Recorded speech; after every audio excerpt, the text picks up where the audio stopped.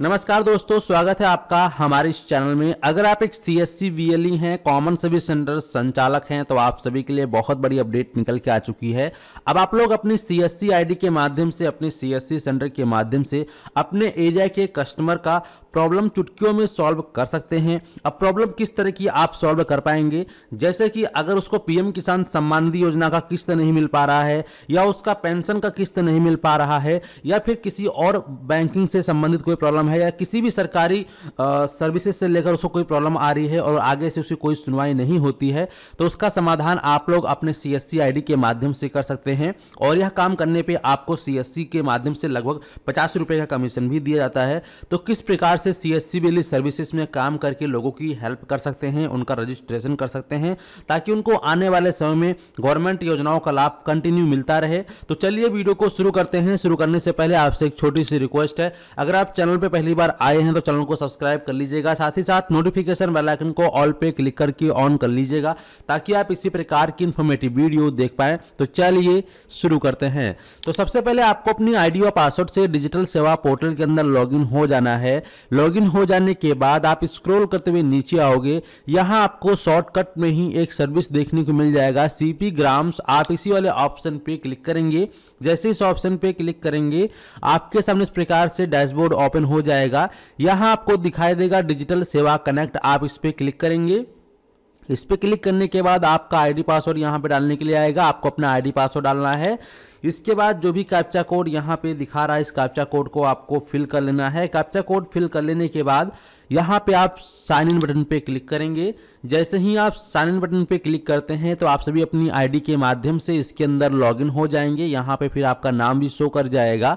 अब यहां पर आपको ऑप्शन मिलता है लॉज पब्लिक ग्रीवेंस, इस पे आप क्लिक करोगे। इस प्रकार से आपके सामने कंसेंट आएगा, इस पे आप टिक करोगे। सबमिट बटन पे आप क्लिक करोगे तो यहां पर आप कौन कौन सी सर्विसेज में उस व्यक्ति का प्रॉब्लम का सलूशन आप लोग करवा सकते हैं, तो वह सभी सर्विसेज का नाम आपको यहां पर देखने को मिलेगा।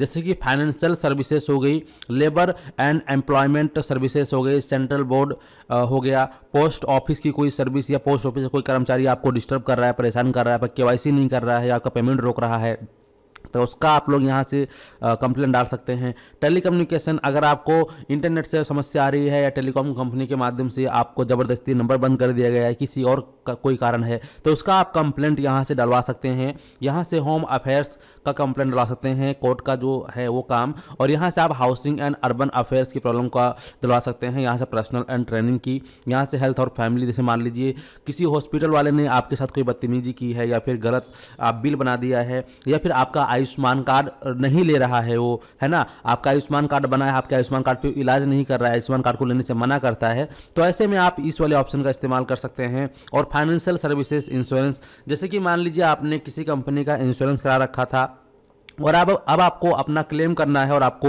वो प्रॉब्लम क्रिएट कर रहा है, क्लेम आपको नहीं दे रहा है, कुछ उल्टी सीधी बातें बोल रहा है, तो ऐसे में आप इस ऑप्शन के माध्यम से उसकी हेल्प कर सकते हैं। अब बात कर लेते हैं कि पीएम किसान सम्मान निधि योजना का अगर किसी व्यक्ति को किस्त नहीं मिल पा रहा है, या उसका फॉर्म रिजेक्ट कर दे रहे हैं, बार बार अप्रूवल नहीं कर रहे हैं सही डॉक्यूमेंट लगाने के बावजूद, या आधार कार्ड से कोई संबंधित प्रॉब्लम है, तो उसको आप कैसे सॉल्व करेंगे, तो यहाँ आपको मिलता है मोर मिनिस्टर डिपार्टमेंट स्टेट गवर्नमेंट, इस पर आप क्लिक करोगे। इस प्रकार से एग्रीकल्चर एंड फार्मर वेलफेयर पे आप क्लिक करोगे तो यहाँ पर आपके सामने इस प्रकार से सिलेक्ट मेन कैटेगरी आएगा।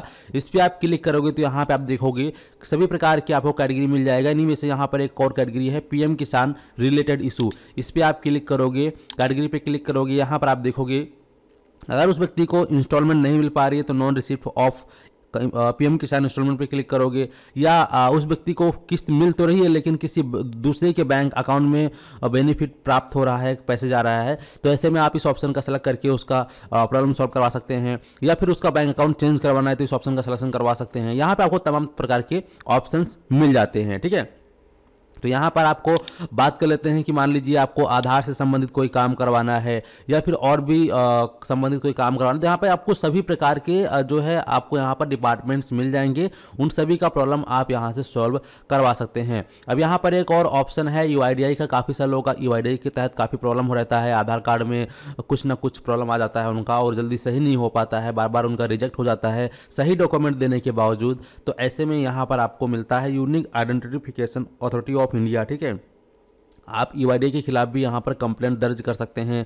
वुमेन एंड चाइल्ड डेवलपमेंट हो गया, तो इस पर आप क्लिक करोगे तो इस पर क्लिक करने के बाद आप देख सकते हैं यहाँ पर जैसे कि सक्षम आंगनवाड़ी एंड पोषण के तहत अगर किसी व्यक्ति को उसके एरिया की जो आंगनवाड़ी कार्यकर्ता हैं कुछ लाभ नहीं देती हैं तो ऐसे में आप उनकी शिकायत यहाँ से कर सकते हैं। मिशन शक्ति हो गया, मिशन वात्सल्य योजना हो गया, सेंट्रल हो गया, या फिर यहाँ पर आपको देखेंगे तमाम प्रकार की सर्विसेज आपको देखने को मिल जाती है। ठीक है, अब यहाँ पे एक मेन सर्विस है वो मैं आपको दिखा दूँ। आप में से काफ़ी सारे लोग सोच रहे थे कि ईवाईडी में हम क्या हेल्प ले सकते हैं, तो मैं आपको दिखा देता हूं। जैसे कि मान लीजिए आपको आधार कार्ड से संबंधित कोई प्रॉब्लम आ रही है तो आप unique identification authority of India पर क्लिक करेंगे।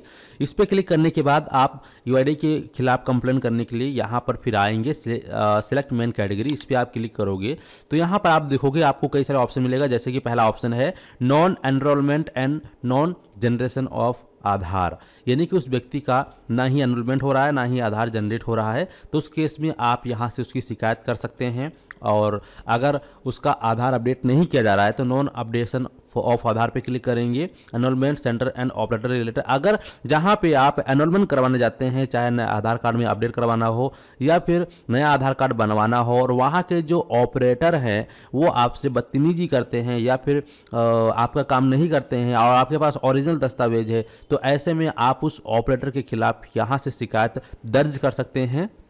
ठीक है, फिर चाहे वो सरकारी आधार सेवा केंद्र खुला हो या फिर पोस्ट ऑफिस के अंदर कोई खुला हो या फिर सीएससी वीएलई यूसे लेकर काम कर रहा हो, उनकी भी आप कंप्लेन कर सकते हैं। अगर चार्जेस ज़्यादा ले रहा है तो आपको उसका एक चोरी से एक प्रूफ बना लेना है, प्रूफ ले लेना है, प्रूफ के तहत ही आपको यहाँ पे कंप्लेंट दर्ज करनी है। 100% इस पोर्टल के माध्यम से उसके ऊपर कार्रवाई की जाती है। और यहाँ से मान लीजिए आपको हेल्प डेस्क के माध्यम से कोई प्रॉब्लम आती है तो उसकी भी शिकायत आप यहाँ से कर सकते हैं।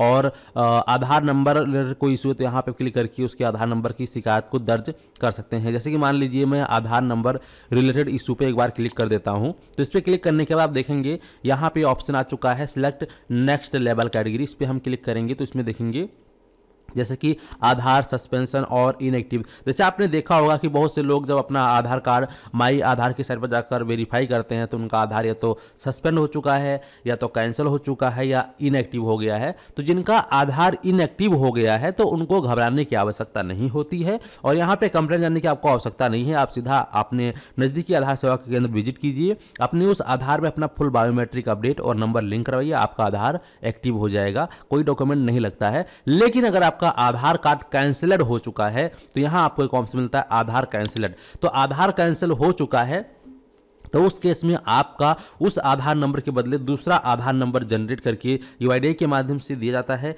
इसके लिए आपके पास जो आपने शुरुआत में अपना आधार बनवाया होगा, आपके पास एनरोलमेंट स्लिप होना चाहिए। ठीक है, तो यहाँ पे फिर आपको ऑप्शन मिलता है state which mention on your Aadhaar, इस पर आप क्लिक करोगे। इस प्रकार से जो भी आपका स्टेट रहेगा अपना स्टेट का आप चयन करेंगे।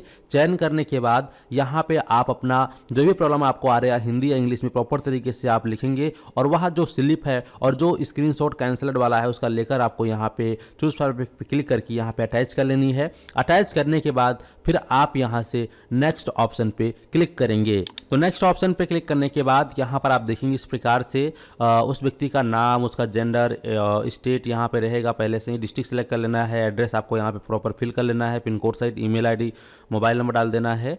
इसके बाद अगर आप कोई सर्विसमैन है तो यस करेंगे, नो पे रहने देंगे। ये कैप्चा कोड यहाँ डालेंगे, मेक पेमेंट पे क्लिक करोगे, सीधा आपको रीडायरेक्ट करेगा सीएससी पेमेंट पर, जहाँ पर आपको 50 रुपीज़ का सेल अमाउंट दिखाया जाएगा, जिसमें से कुछ अमाउंट आपको इंस्टेंट आपके सीएससी वॉलेट में मिल जाएगा और आपका स्लिप मिल जाएगा।